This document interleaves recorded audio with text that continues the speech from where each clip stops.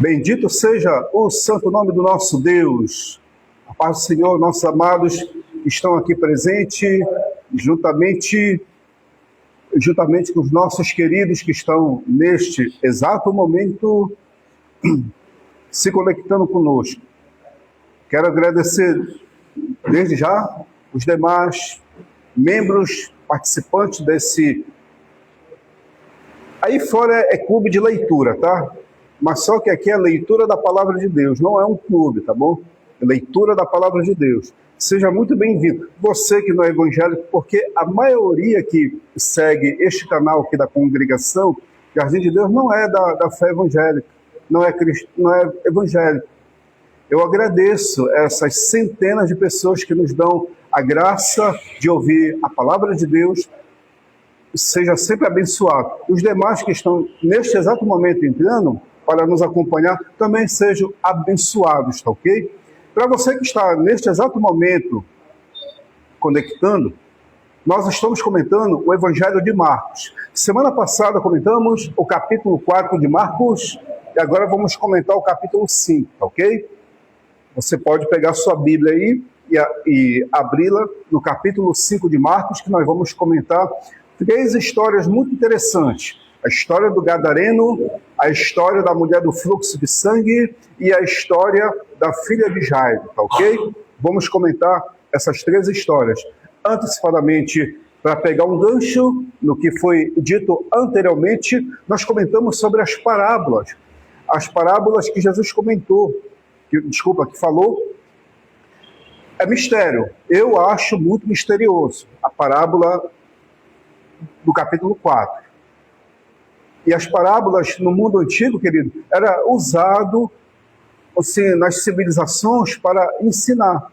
Só que a pessoa que ouve uma parábola, ela tem que refletir aquilo que a pessoa está ministrando naquela parábola. Ela tem que refletir. Aí quando Jesus diz, eles ouvem, mas não entendem, vejo, mas não enxergo, o que significa isso? Que ele sendo o verbo, ele sendo a pessoa que está ministrando a palavra, ali eles não estão compreendendo, não entendendo, é porque é uma palavra de reflexão. A parábola é um instrumento de linguagem para que a pessoa venha refletir. Mas até isso, os grandes doutores, os grandes mestres de Israel não refletiu naquilo que Jesus ensinava.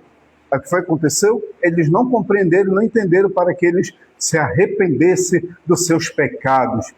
Amados, se a parábola você não quer refletir, como dirá os grandes mistérios? É difícil, é complexo. Então você não vai se arrepender de muita coisa que você faz na vida se você não refletir naquilo que Jesus falou, ok? Então no capítulo 4 ele falou sobre a parábola do semeador, e comentamos que tem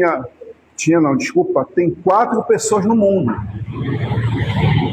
Dessas 4 pessoas que tem no mundo, são pessoas, em sua maioria, que aceitam a semente, aceitam a palavra de imediato, mas depois ela não cria vínculo. Diversos fatores, tá? Aí depois disso, Jesus ele comenta a respeito da candeia, explica algo assim maravilhosamente excelente da candeia, que é sobre a luz. Aquele indivíduo que tem a luz, ele tem que refletir essa luz, porque ele vai se esconder, não pode se esconder. E mais abaixo ele comenta, na medida que tu medires, será medido, e vocês que ouvem será acrescentado. O que é que ele está dizendo ali? Que você, no momento que você planta algo, você vai colher algo. No momento que você mede uma pessoa, julga aquela pessoa, você vai também ser julgado. Mas vocês que ouvem a palavra, vai ser acrescentado a vocês algo a mais. Entendeu? Por quê? Porque a pessoa que tem conhecimento da palavra, se ela não praticar, vai ser pior do que aquele que não conhece. Tá ok? Então, somente essas partes do capítulo 4 que são importantes para nós pegarmos aqui, né? Agora, vamos lá. O capítulo 5 tem coisas assim bastante interessantes para comentarmos, tá? Capítulo 5 do versículo 1. Diz: foram então para o outro lado do mar da região dos Gadarenos. Logo que saiu do barco, abordou um homem que tinha um espírito imundo e que vinha de um cemitério, onde vivia. Ninguém conseguia prendê-lo nem com correntes, sendo que muitas vezes o tinha prendido com algemas e correntes, mas ele rompia as correntes e quebrava as algemas, e ninguém conseguia dominá-lo. O tempo todo, no dia e na noite, esse homem andava pelos montes entre os sepulcros, gritando, ferindo-se com pedras. Vendo Jesus de longe, correu, prostrou-se diante dele e lhe disse aos gritos: que queres comigo, Jesus, filho do Deus Altíssimo? Conjuro-te por Deus que não me atormentes. Porque Jesus disse ao espírito imundo: sai deste homem. Então lhe perguntou: qual é o teu nome? E o homem lhe respondeu: meu nome é Legião, porque somos muitos. Ele implorava insistentemente que não se enviasse para aquela região. Estava pastando ali, ao redor do monte, uma grande manada de porcos, e todos os demônios que lhe imploravam: envia-nos para os porcos, para que entremos neles. Jesus imediatamente deu a solicitada permissão, então os espíritos imundos, saindo do homem, entraram nos porcos, e a manada precipitou-se no mar, desempenhadeiro abaixo, e os porcos se afogaram a cerca de 2.000. Em face disso, dos que apacentavam os porcos fugiram e anunciaram na cidade e nos campos, e muitos foram ver o que tinha ocorrido. Chegaram onde estava Jesus e viram o demoninhado que tivera legião, sentado vestido, em sã juízo temeram.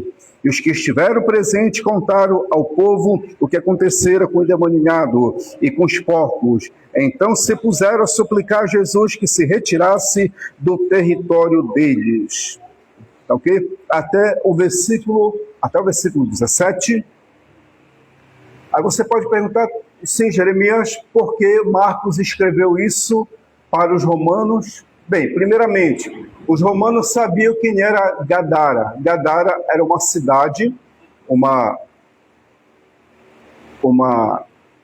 metrópole romana, uma colônia romana, em que nessa colônia, que é na beira do rio, ia diversas pessoas de diversas nacionalidades para lá. E vocês sabem que a cidade que está próxima da beira do rio, ela está sujeita a essa multiforma de culturas, e essas multiformas de culturas que tem ali, tem o que também? Tem as ugias. E o crescimento de ugias nessas cidades é tão grande, em que o pecado se multiplica tanto, em que afeta as pessoas que estão ali presentes naquela cidade.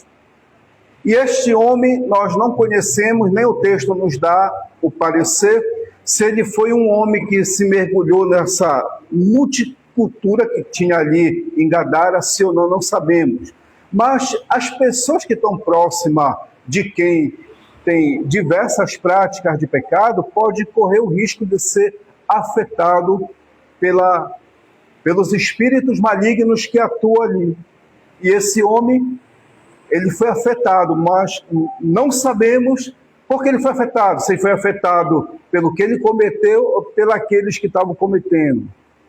Nós não temos conhecimento. Só temos conhecimento que Gadara era uma cidade portuária que tinha diversas pessoas e, com certeza, diversas práticas pecaminosas. Quando você vê isso aqui, que era uma colônia grega, uma colônia romana, você pega o texto do apóstolo Paulo, no capítulo 1 de Romanos, você já identifica os múltiplos pecados que os romanos cometiam. Múltiplos. E Paulo comenta ali que é assustador, tá? Então você percebe isso, né? E sim, e esse homem, ele foi acometido por esses espíritos malignos. Como era o nome dos espíritos malignos? Legião. O que é legião? São muitos. Então, eram muitos espíritos malignos que atormentavam aquele homem demais, muito mesmo. Agora eu faço uma pergunta a vocês. Quando Jesus se aproximou, ele perguntou: quem és tu? Ele disse: meu nome é Legião.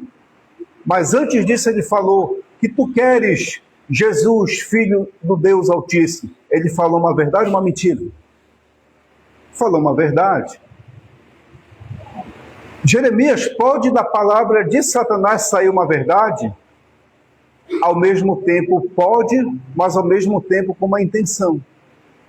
Qual foi a intenção aqui? A intenção de falar que Jesus é o Filho de Deus é para quê? Para que Jesus pudesse se enaltecer, se soberbecer. E os que estavam ali presentes viessem pegar aquela palavra que ele falou, Filho de Deus, e viesse falar para os escribas e fariseus. Ao falar aos escribas e fariseus a palavra que ele falou ali, que é uma verdade, mas com uma intenção de prejudicar Jesus, ia dar confusão. Qual era a confusão? Os escribas e fariseus iam perseguir Jesus. E foi o caso do capítulo 3 que nós estávamos comentando. Quando Jesus curava alguém, no capítulo 12, capítulo 3, o que é que ele dizia? Não conte nada a ninguém. Por que ele falava isso? Que não era para contar a ninguém. Ele falava isso que não era para contar a ninguém, não porque ele estava ocultando o milagre. Ele estava falando isso para evitar a confusão. E quando se evita a confusão, não tem aglomeração. Aí as pessoas, em vez de ficarem caladas, foram e falaram que Jesus tinha curado. E veio o aglomerado de pessoas para receber o quê? Receber milagres. Só que elas iam à procura de Jesus para receber milagres, mas a sua total maioria não queria fazer o quê? A vontade de Deus, que isso nós vamos comentar mais à frente. Então, amados, aqui ele falou a verdade, o maligno falou a verdade. Jesus é o Filho de Deus, o Deus Altíssimo. Mas só que a intenção, ela não é boa. Porque quando ele fala isso, ele provoca as pessoas a comentarem isso. E ao comentarem isso, cai no ouvido das autoridades religiosas. Aí o que acontece? Vai ter perseguição. Um exemplo aqui bem prático entre nós, tá? De repente, a nossa irmã aqui, ela diz: olha, eu faço parte do coral, faço parte do círculo de oração, aí até aí tudo bem. Só que eu tenho uma formação nisso, naquilo, tenho uma pós-graduação, tenho mestrado, doutorado, ela fica na dela. Descobriram. Sabe o que pode acontecer? Pode acontecer uma determinada deixar ela de lado. Ou aquele sentimento de ciúme em alguns. Sabe por quê? Porque Deus deu a graça para que ela pudesse se destacar. Então, para evitar tipos de confusões, a pessoa fica calada. Entendeu? Porque o sentimento de inveja e o sentimento de concorrência, o sentimento de porfia tem na vida de cada ser humano. E aqueles que estão se congregando, eles não estão, muitos deles não estão libertos disso. Então, mas antes de ficar calado e ficar na sua para evitar confusão, né? E tempo oportuno de falar. É apenas um exemplo da questão desse tipo de sentimento que habita no coração de muitas pessoas. E nós não somos diferentes desses. Então, concluindo aqui, essa parte que é interessante, aí ele pediu para o quê? Para que Jesus o expulsasse para a manada de porcos. Aí vem o mistério. Qual é o mistério? O mistério, por que Jesus permitiu isso? Para que os espíritos malignos fossem para a manada de porcos. Bem, a manada de porcos recebeu os espíritos. E os espíritos, ao entrar nos porcos, foram para onde? Para o mar. Sabe qual é a mensagem aí? A mensagem é o seguinte, que na mentalidade grega, principalmente romana, o mar significa mundo. Se o mar significa mundo, os espíritos maus, eles dominam o mundo. Essa é a mensagem que Jesus queria, que o Marcos, ao selecionar essa experiência de Jesus, queria passar. Que os espíritos malignos, eles dominam o quê? O mundo. Então, essa permissão dessa experiência que Deus concedeu a Marcos para que separasse, que Jesus passou ali, foi intencional, de mostrar para o Império Romano, quem domina o mundo são o quê? Os espíritos malignos, tá ok? Se você for fazer pergunta mais tarde, você pode perguntar em cima desse texto, tá bom? Vamos para a penúltima experiência. Aqui já o versículo 18 a 20, o homem queria seguir Jesus. Aí Jesus pegou e falou o seguinte, versículo 18, concluindo essa experiência aqui. Quando estava entrando no barco, o que for endemoniado suplicou-lhe que o deixasse estar com ele. Jesus não lhe permitiu, mas isso lhe disse, vai para a tua casa, para os teus, e anuncia-lhe tudo o que o Senhor fez e como teve compaixão de ti. E o homem partiu e pôs-se a proclamar em Decápolis tudo o que Jesus lhe fizera, e todos se maravilharam. Então todos conheciam e todos se maravilharam, porque quando aquele homem foi transformado, ele não ficou isolado, somente ali com Jesus. Ele teve logo o ministério. Qual foi o ministério que esse homem teve de imediato? O ministério de evangelista, o ministério de anunciar as boas novas. As boas novas, o que é as boas novas? As boas novas que a vida dele hoje já foi transformada, mudada, e ele tinha que levar essa novidade para as pessoas. Que antes as pessoas conheciam somente o homem velho, agora estavam conhecendo um outro homem, liberto e salvo dos espíritos maus. E é por isso que Jesus não quis ele ficasse com ele. Por que Jesus não quis isso? Jesus poderia pegar ele, assim, dar uma discipulada nele, encher ele de palavras, tal. Por que ele não fez? Jesus sabe muito bem que tem aqueles que ele está preparando para uma obra de administração eclesiástica, e tem aqueles que não são presos muito na administração eclesiástica, que são quem? Os evangelistas e missionários e missionárias. Eles não são presos muito a essas partes eclesiásticas, tá? Deus, ele seleciona alguns que ficam na parte eclesiástica e alguns que vão mais se dedicar à pregação do evangelho. E o caso desse homem foi esse. Ele não ficou preso a bancos de igrejas, não ficou preso a quatro paredes, não. Ele foi lá e anunciou logo o que Deus fez na vida dele. Então há diferença de quê? De pessoas que ficam nas congregações recebendo a palavra, em que Deus está trabalhando ali, tal, modificando, salvando, libertando através da palavra, modificando a vida do indivíduo, e tem aqueles que, pelo contrário, vão logo e anunciam o evangelho. Ele vai anunciar não doutrinas, não conjunto de doutrinas, não conjunto de normas de ética, de comportamento, não. Ele foi anunciar a palavra de Jesus para as pessoas. O evangelista, ele faz isso. O evangelista, ele não prega sistematicamente a palavra. Ele prega de uma forma um pouco expositiva, sem complexidade de linguagem, nada. É muito difícil o evangelista fazer isso que eu estou fazendo, que nós estamos nesse momento fazendo. Não, ele pega e traz uma mensagem bem simples para as pessoas aí fora. Então Deus, ele trabalha dos dois lados, tá ok? Ele trabalha com os que estão aqui dentro como os que estão lá fora. Então, vamos lá. Versículo 21 é a nossa próxima experiência. Disse: quando Jesus novamente atravessou o barco para o outro lado, aglomerou-se diante dele grande multidão, e ele se deteve junto ao mar. Então Jairo, um dos líderes da sinagoga, aproximou-se, vendo, prostrou-se a seus pés, e lhe suplicou insistentemente: minha filha está nas últimas, vem pôr as mãos sobre ela, para que seja curada, e ela viverá. Jesus foi com ele, seguiu numa grande multidão que o apertava para todos os lados. Bem, aqui é o chefe da sinagoga, nada mais é do que um rabino.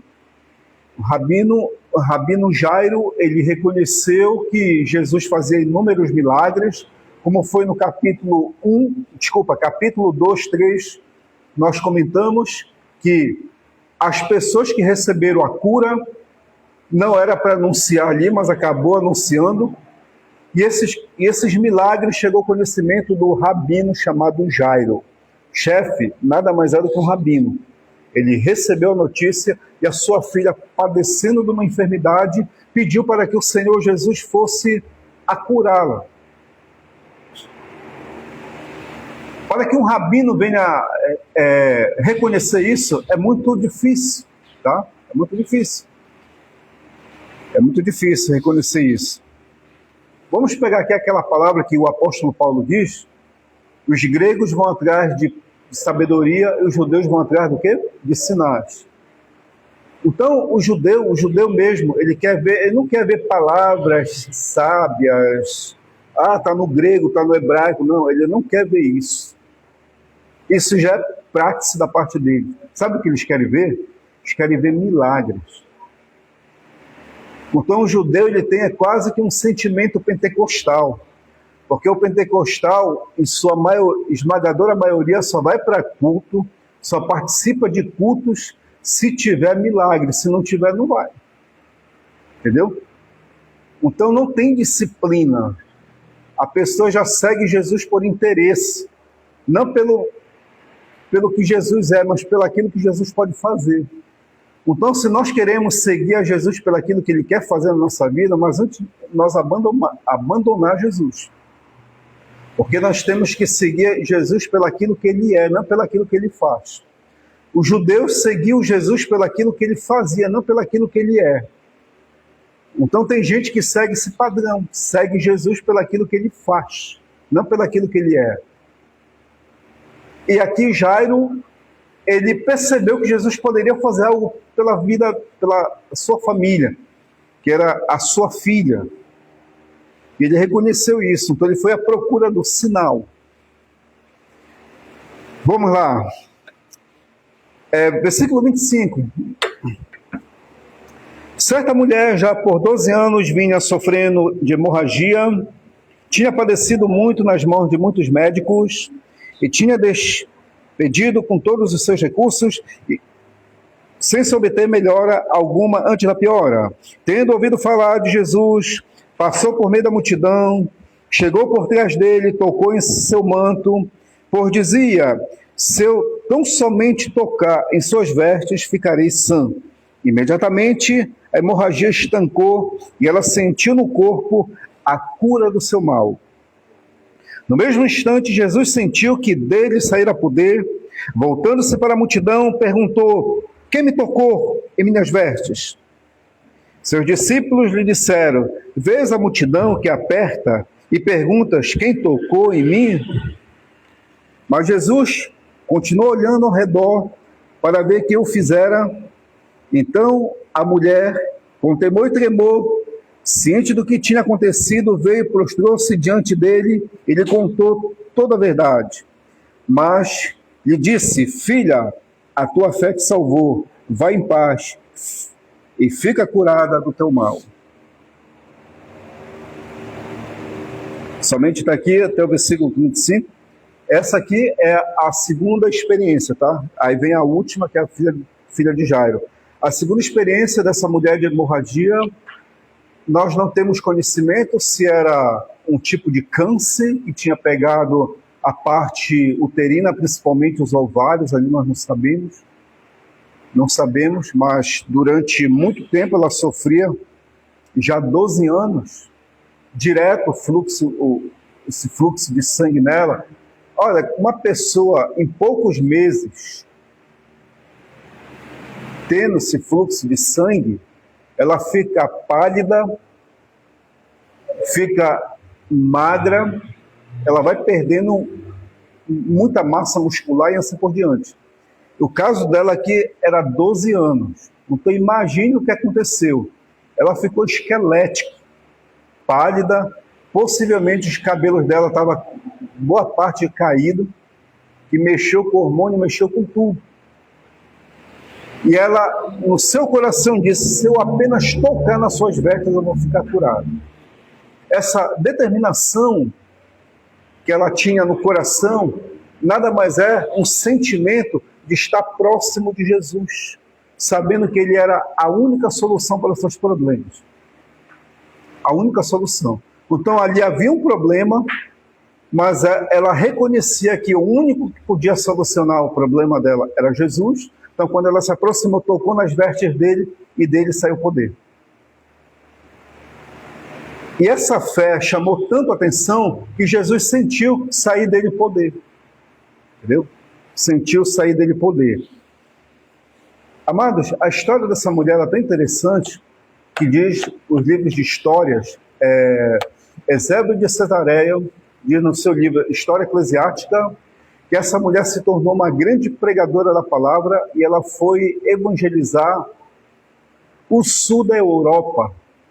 E ela testemunhou do que Jesus tinha feito na vida dela e através da sua pregação e sua mensagem, ela fez diversas obras para Deus, milagres extraordinários, e fizeram uma estátua em homenagem a ela quando ela partiu, faleceu. E em vez de ser algo bom, se tornou algo ruim, porque a estátua que fizeram para aquela mulher, a mulher do fluxo de sangue, diz o Eusébio de Cesareia, que as pessoas passaram a adorar aquela imagem. Ao adorar aquela imagem, muitas pessoas já não buscavam mais a Jesus, mas assim a imagem daquela mulher. Aí depois teve uns conflitos, guerras, destruíram aquela imagem que fizeram em homenagem à mulher do fluxo de sangue, que se tornou uma grande missionária. Aí o que nós entendemos, né? Nós entendemos que essas experiências elas são bastante chamativas, mas se nós não tivermos cuidado, o nosso coração pode ficar preso ao que Deus faz e não ao que Deus é. Isso é muito, muito importante. Então, aqui, ela ficou curada do seu mal. Aí Jesus disse, no versículo 34, filha, tua fé te salvou, vai em paz, fica curada do teu mal. Tá? O que foi que salvou ela? Foi Jesus? Foi a fé dela. Foi a fé dela. Mas a fé dela em Jesus. Ok? Jeremias, eu não sei o que é fé. Fé é uma atitude que você tem de acreditar que aquilo é verdadeiro. É uma atitude. Não é uma coisa teórica, mas é uma atitude. Você percebe, toma a iniciativa e faz. Você só está aqui nessa noite porque você tem fé. Se você não tivesse fé que a palavra de Deus pode mudar a sua vida, e você está aqui nesse momento, acessando, nesse instante, essa plataforma, é porque você acredita que Deus pode fazer algo na sua vida. Isso é fé. Caso você não tivesse, você estava passeando na praça ou no shopping, mas você acredita que Jesus pode mudar a sua vida. Então, isso é algo teórico com uma praticidade. Ok? Bem, amados, e por último chegou aqui a experiência de Jairo. Aqui já tinha falado a experiência dele, né, que ele se encontrou com Jesus, mas olha o que diz para Jairo. Versículo 35 diz, ele ainda estava falando quando chegaram algumas pessoas vindas da casa do líder da sinagoga e lhe disseram, a tua filha morreu, por que ainda incomodas o mestre? Jesus, porém, assim que ouviu o recado que fora dado, disse ao líder da sinagoga, não tenhas medo, só importa que creias. E não permitiu que ninguém o acompanhasse, exceto Pedro, Tiago e João, irmão de Tiago. Quando chegou à casa do líder da sinagoga, e viu um alvoroço, pessoas chorando, se lamentando grandemente, entrando na casa, Jesus disse, por que este alvoroço? E por que chorais? A menina não morreu, mas está dormindo. E caçoava dele. Jesus, porém, fez com que todos saíssem, menos o que acompanhava os pais da menina. Então entrou com ele onde a menina estava deitada. E segurando a mão, disse, Talita cumi. Traduzido significa, menina, digo-te, levanta-te. Imediatamente, a menina levantou-se e andava, pois tinha 12 anos de idade, e os presentes maravilhados encheram-se de assombro. A seguir, Jesus ordenou-lhe severamente que não desse a conhecer a ninguém o ocorrido e mandou dar de comer à menina. Tá? Jesus novamente mandou o pessoal ficar calado para não anunciar o milagre. Aí você pode perguntar, mas que Jesus é esse que Marcos traz, em vez de falar as bênçãos para as pessoas, ele manda a pessoa ficar calado? Que isso? Não pode, tem que falar as bênçãos. Não, se falasse, ia correr uma séria perseguição, porque ele curou, sabe quem? A filha de um rabino. E o rabino passou a acreditar em Jesus. Você sabe o que acontecia no mundo na época? Era perseguição e até possivelmente morte. Quando uma pessoa da religião judaica se converte para o cristianismo, a família deixa de falar com aquela pessoa. Ela é expulsa da casa. Imagine no tempo de Jesus, a coisa era muito ruim. Então, aqui nós percebemos que a experiência que Jesus teve com Jairo foi fantástica, porque disseram, olha, está morta. Ele disse, mas por que esse alvoroço aqui? Ela apenas dorme. Aí passaram o quê? A caçoar de Jesus. Ou seja, zombar dele. Passaram a zombar dele. E para Jesus mostrar que ele é o verbo vivo, que ele veio para curar, sarar e salvar as pessoas, ele foi lá e estendeu a mão à menina e disse, Talita cumi, ou seja, levanta garota, levanta donzela. E ela se levantou. E todos ficaram o quê? Maravilhados.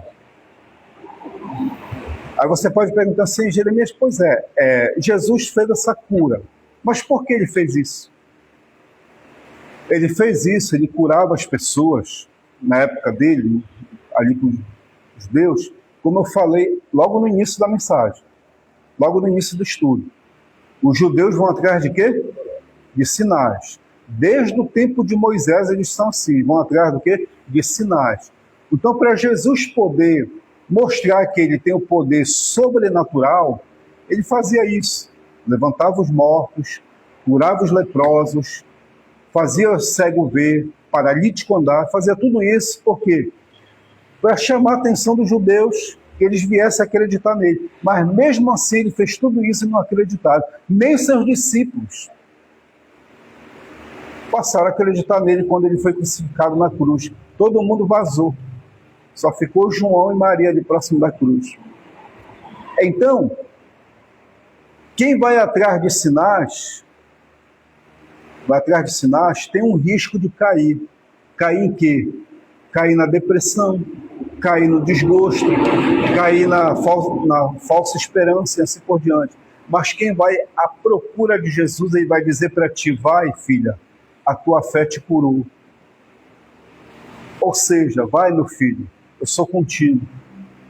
Porque você passou a acreditar em Jesus, não naquilo que ele somente fez, mas principalmente na pessoa dele. Ok? Então, quando Marcos trouxe aqui essa palavra, amados, ele queria despertar no espírito dos nossos irmãos que receberam na igreja de Roma que devemos seguir a Jesus, sim, e que ele tem poder de realizar milagres, sim, mas que a nossa fé e a nossa vida deve estar voltada somente para a pessoa dele, e que milagres, curas e maravilhas são o quê? Consequência daquilo que nós temos de relação para com ele. Mas se a gente quiser seguir as obras dele, você vai se dar mal. Mas se você quiser seguir somente o que ele é, você vai se dar muito bem. Tá ok? Ele é o quê? Aquilo que o maligno falou. Ele é o Filho do Deus Altíssimo. Mas nós pegamos essa palavra como verdade mesmo. Que ele é o Filho do Deus Altíssimo e que nos concede perdão dos pecados e toda sorte de bonança. Tá ok? Então, nesse capítulo, amados, nós aprendemos, tá bom? Aprendemos nesse capítulo a experiência do gadareno. O gadareno ali, ele andava pelos cemitérios, sepulcros, tal, ninguém conseguia expulsar o demônio dele, mas Jesus foi lá e expulsou ele. Aprendemos que Gadara era uma província romana, uma colônia romana. Aprendemos também que Jairo era o quê? Era um rabino, chefe de uma sinagoga, que reconheceu que Jesus poderia ajudar ele. Aprendemos por último que? Aprendemos por último que somente ele tem poder sobre a morte.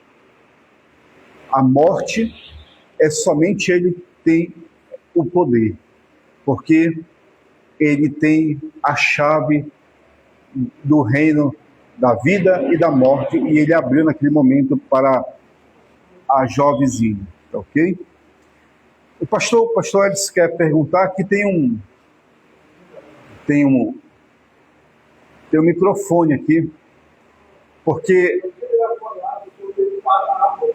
tá, é só para gravar para os irmãos acompanhar. Como é o nome, pastor? Parábola. A parábola. É que nós comentamos semana passada que a parábola é uma figura de linguagem que faz com que a pessoa venha a refletir. É uma ilustração. E essa ilustração ela pode ser utilizada de duas formas. Ela pode ser utilizada com história, com HI, ou história, que é só o E. História eu posso inventar. Eu posso inventar uma história, posso usar uma metáfora, posso usar essas metáforas, entendeu? Agora, história eu posso pegar como analogia, uma história pessoal, uma história do dia a dia, assim por diante, entendeu? Então posso usar isso como uma forma de parábola para transmitir uma verdade às pessoas. Pastor, essa área que o senhor falou sobre a parábola, né? Isso aí era tipo para ajudar as pessoas a entenderem, né? Entendeu? Sim. Os discípulos, os seguidores de Jesus. Você quer ver uma pessoa atrapalhar a pregação do Evangelho? Você dá para um pregador, ele começa a citar um monte de versículo bíblico aí na frente, sem ter ilustração. As pessoas não vão entender. E se entender é por muita misericórdia. Mas para pegar uma gama grande de pessoas, basta colocar uma ilustração, contar uma história, um versículo bíblico, que as pessoas vão entender. O Charles Spurgeon dizia o seguinte, que um sermão sem ilustração é como uma casa sem janela, não tem como ver. Não tem como ver, não tem como entender por que aquela casa precisa de janela. Não tem como compreender isso. Então, o sermão, esses sermões que tem sem ilustração, é difícil compreender. Só para terminar, olha, interessante. Você pega aquele professor de matemática muito bom. O cara fez doutorado em matemática. Quando ele vai ensinar, os alunos voam, que não estão entendendo nada. Aí pega um professor que às vezes não tem mestrado nem doutorado, vai ensinar matemática, aí o aluno compreende. Sabe por que ele vai compreender, o aluno? Porque o aluno viu que o professor usou o quê? Ilustração. Aí compreendeu. O professor falou isso assim. Tá, entendi agora com essa aplicação dessa história aí, entendeu? Assim mesmo são os textos bíblicos. Se a gente for pegar, citar um monte de texto com o microfone aí fora, as pessoas não vão entender. Agora pega um texto, um versículo e fala uma ilustração em cima, que elas vão entender. Então, pastor Jeremias,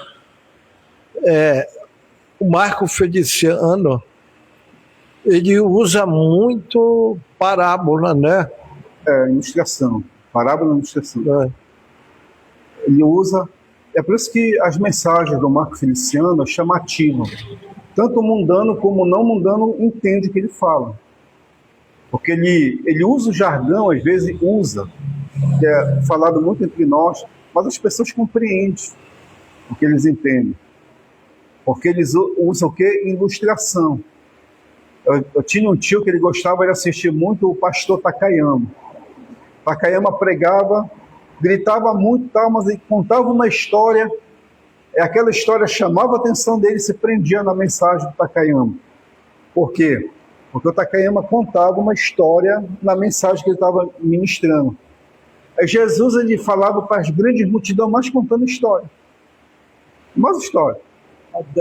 As 10 virgens, né?